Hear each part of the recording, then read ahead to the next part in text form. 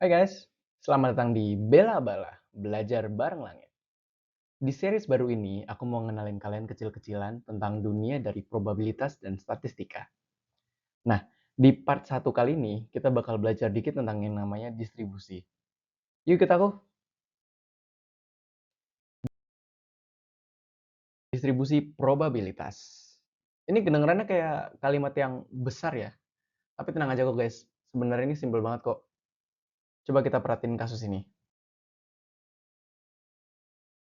Nih, misal nih, di suatu pasar malam kita punya usaha stand permainan nih. Permainan itu modelan undian lah. Nanti jadi sistemnya bakal ada orang yang bayar berapa jumlah rupiah ke kita dan mereka akan mendapat kesempatan untuk mengambil bola undian ini. Untuk setiap bola tertentu mereka akan mendapat hadiah dan untuk bola merah hadiah itu paling umum. Bola ungu itu mereka berkesempatan dapat hadiah motor baru. Misalkan aja Beat 2026 lah. Gak tahu itu udah rilis atau belum ya. Kalau di nalar, ya pasti kita bakal naruh bola merah paling banyak dan ungu paling dikit. Ya kayak di gambarnya sih ya. Tapi kalau cuma di angan mah, kita nggak bakal pernah tahu pasti seberapa sulit sebenarnya pemain buat dapetin bola ungu. Belum lagi kalau permainannya nggak seimbang. Dikit dong peminatnya. Terus gimana? Gimana ya caranya biar kita nggak rugi, tapi peminatnya tetap banyak? Karena prosesnya aku terpisah jadi ya fine lah, namanya juga simulasi kan. Jadi udah mulai paham ya guys, distribusi probabilitas itu sebenarnya simple aja. Ini tuh peta guys, E, T, A, yes. Peta kemungkinan, keseluruhan kemungkinan yang ada. Ini dia. Nah, distribusi probabilitas itu dibagi jadi dua. Intinya jadi dua, yaitu adalah discrete yang di kiri dan continue yang di kanan. Ya, ini yang continue ya guys. Continue.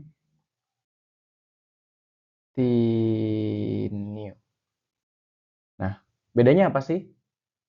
Coba bayangin aja guys. Misalkan nih, kita pengen cari tahu probabilitas jumlah cacat produksi suatu barang. Misalkan aja barangnya kulkas ya. Nah, itu kan nggak mungkin ya. Kita nyari probabilitasnya itu, atau barang yang cacat itu nggak mungkin 1,5 kulkas, 2,3 kulkas, 2,1 kulkas. Itu kan nggak mungkin ya guys. Itulah kenapa kita pakai discrete. Discrete itu berarti tidak ada desimalnya. Alias angkanya apa? Angkanya bulat lah. Ya begini jadinya. Bentukannya biasanya grafiknya seperti ini. Ini contohnya pakai histogram dia. Nah, kalau untuk yang continue, dia itu datanya itu selalu bagaimana bilangnya? Ya ada desimalnya lah. Jadi dari misalkan dari 0 sampai 1 ini ada 0,1, 0,2, 0,3, bahkan 0,21, 0,22 dan seterusnya. Contohnya apa? Misalkan nih, kalau ini contohnya sih jangka pangkai kulkas ya. Tapi misalkan contoh lainnya adalah misalkan kita punya pabrik susu nih. Nah, itu kan mesinnya kan sebenarnya ngisi susunya itu kan nggak selalu akurat. Misalkan kita mau 200 mili, mungkin aja ada defisit sekitar 0,3. Nah, itu datanya kemungkinan susunya akan agak aneh ya kita ngomongnya ya. Pokoknya gitulah. Intinya kalau misalkan ada defisit itu berarti ada misalkan 0,1 sekian, terus 0,2, 0,3 dan seterusnya. Nah, ini kan datanya ada desimal nih. Itulah saat kita pakai kurva. Kalau ini sebenarnya grafik yang kita munculkan ini di sini itu namanya adalah grafik distribusi normal. Sebenarnya itu aja sih. Jadi sebenarnya perbedaan dari kedua ini tergantung use case kita apa. Kalau use case kita untuk hal-hal yang ada desimalnya, kita akan memakai yang continue. Kalau tidak ada, kita pakai yang discrete. Itu aja sih kak, use case-nya saja.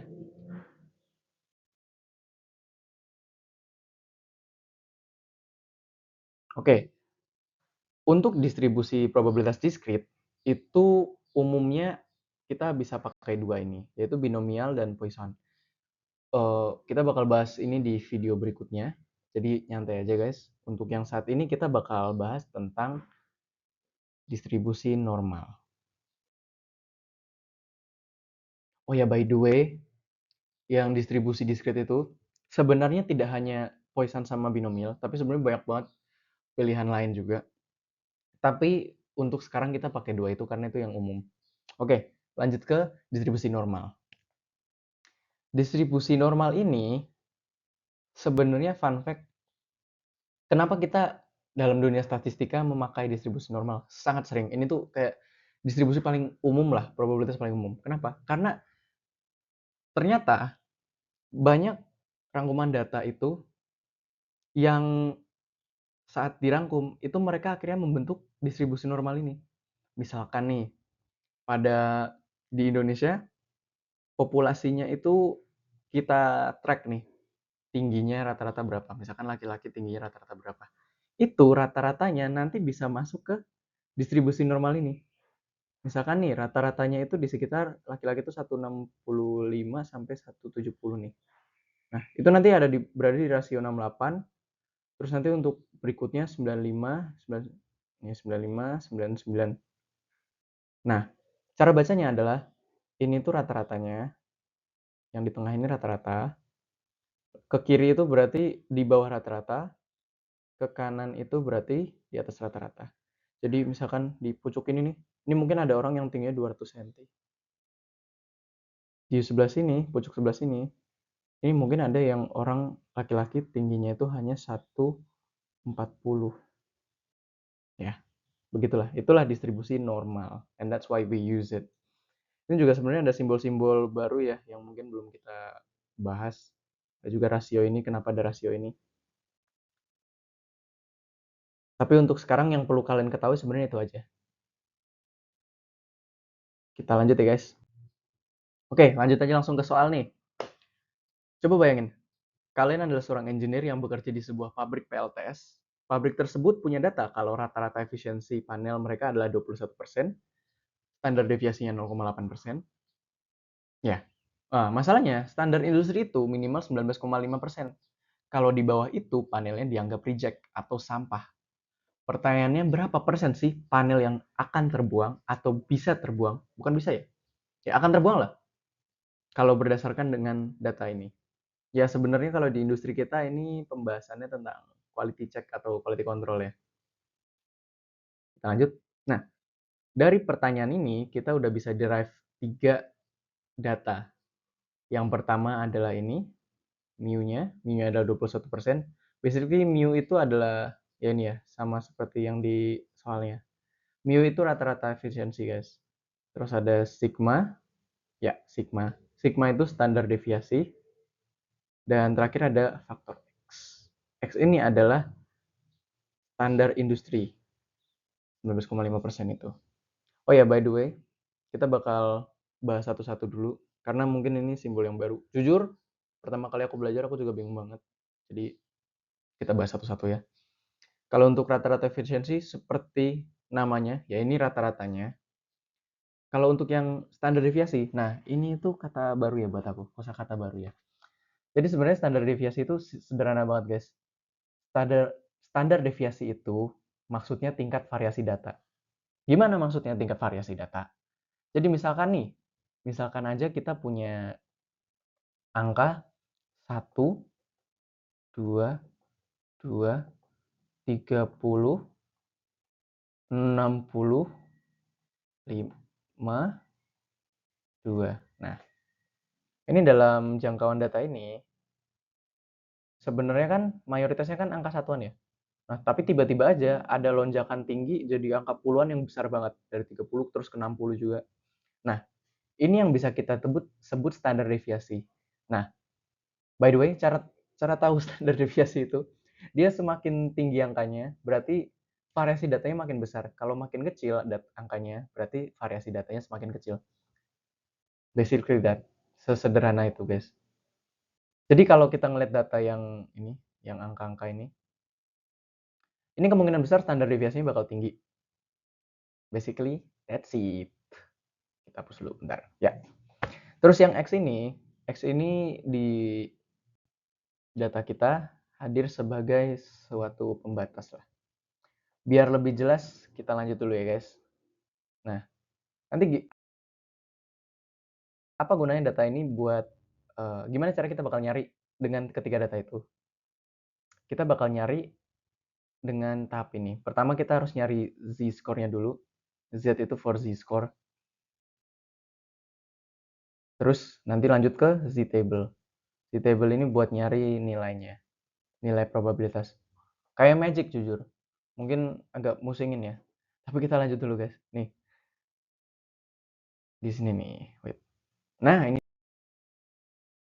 dia nih. Sebenarnya tahapnya sesimpel ini guys. Jadi dari variabel terus ke z-score, lalu nanti kita dapat nilai probabilitasnya. Nah, nilai probabilitas dapat dari mana? Nilai probabilitas itu dapat dari sini. Yap, dari z-table. Oke, aku jelasin satu-satu ya. Mulai dari variabel. Variabel itu apa sih? Ya, variabel itu adalah ketiga data yang kita punya ini. Jadi untuk mencari distribusi normal, itu kita cuma perlu tiga data ini. Kita perlu tahu rata-ratanya, kita perlu tahu sigmanya, yaitu standar deviasinya, atau variasi data. Dan terakhir kita perlu tahu X-nya. Sederhana itu guys. Nanti dari situ, kita pertama harus cari z-score-nya dulu. Nah, kenapa perlu nyari z-score? Z-score ini basically kayak Google Translate guys. Jadi, kalian tinggal dari variabel ini kan umpamanya ya, dia datanya jenisnya beda-beda nih. Z-score itu akhirnya jadi satu data atau satu angka yang standar gitu. Jadi dari variabel-variabel yang berbeda-beda ini dia jadi satu satuan yang sama. Dari z-score ini nanti kita bisa ketemu nilai probabilitas. Nilai probabilitas ini nanti akan jadi jawaban kita di sini. Kita lanjut dulu ya guys. Biar bisa lebih gampang ngevisualisasiinnya. Ini aku punya contoh dari grafik distribusi normal yang adalah the bell curve. Orang bilang kurva bell ya, karena bentukannya kayak bell. Kayak Taco Bell gini. Nyok. That doesn't look like a Taco Bell. Intinya gitu. Atau kadang ada orang yang bilang sombrero sih. Jadi kayak topi yang Mexican hat itu. Kita lanjut ya guys. Jadi bisa dilihat di sini kalau the bell curve ini atau bukan fungsi ya. Kurva distribusi normal itu dia simetris guys. Jadi kiri kanan ini sama, literally sama. Dan rata-ratanya itu ada di tengah. Seperti yang tadi kita bahas di awal-awal, yang ke kanan itu berarti di atas rata-rata, yang ke kiri itu di bawah rata-rata. Nah, X yang di sini yang aku maksud tadi pembatas, ya ini. Ini dia pembatasnya nih, garis X ini. Kenapa ada di kiri? Karena dia itu angkanya di bawah rata-rata kan. Jadi kita taruh di kiri. Sesederhana itu guys. Nah, nanti akhirnya jawaban yang kita cari itu sebenarnya ada di sini. Jadi nilai probabilitasnya itu adalah area dari ya sebelumnya nih. Pokoknya area-area di belakang 19,5 itu adalah nilai probabilitasnya. Kalau misalkan ditulis secara matematis jadinya seperti ini sih. Jadi P ini dia adalah area Z yang lebih kecil dibanding 19,5. Oke, kita langsung mulai kalkulasinya ya guys. Nih, di sini nih, z-score-nya nih. By the way, kalau kalian menghitung z-score, simbol-simbol kayak persentase itu nggak usah dirauin, hiraukan saja, nggak usah dirauin. Ya pokoknya nggak usah dipedulin lah. Jadi langsung input datanya. Tadi itu seperti rumusnya z-score. Jadi yang sini adalah X-nya, lalu dikurangi dengan mu-nya, yang adalah rata-rata efisiensinya, dibagi dengan sigma-nya. Sigma boy. Hell yeah. Oke. Nah, nanti karena aku udah ngitung duluan ya. Jadi angkanya itu adalah minus 1,875.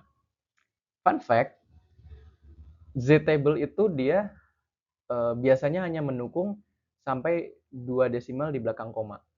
Oh ya, ini minus ya guys by the way. Oh ya, minus sama plus itu penting banget guys. Kenapa penting? Karena itu bakal nentuin area kita ada di mana. Ini minus berarti area kita udah bener. Area kita memang di sini. Kalau plus berarti area kita di sebelah sini guys. Gak make sense jadinya. Itulah. Oke, sekarang kita udah dapat z-score-nya nih guys. Aku mau kalian pause video ini bentar. Dan kalian cari di Google z-table. Nanti kalian cari modelan tabelnya itu nanti bakal kayak gini. Nah, nih bentukannya bakal kayak ini.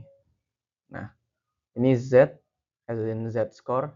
Yang bagian sini itu nanti harusnya min 0,0, terus min 0,1, dan seterusnya sampai min 1,8.